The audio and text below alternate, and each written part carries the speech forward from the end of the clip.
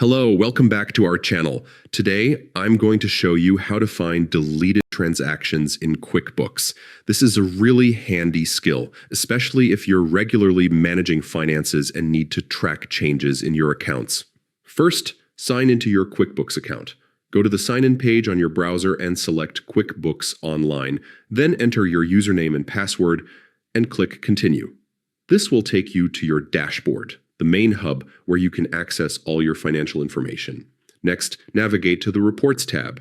Here you'll find a variety of reports to help you analyze your business data. In the search bar within the Report section, type Audit Log. This powerful tool lets you review all changes made in your account. Click on Audit Log to open a detailed list of activities.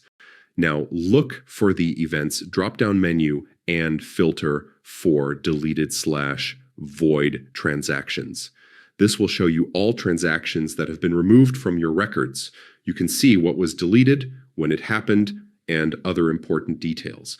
Exploring this log gives you insights into your financial changes and helps maintain transparency. And that's it. You now know how to track and review deleted transactions in QuickBooks. Regularly checking this log can help you stay on top of discrepancies and ensure your records are accurate.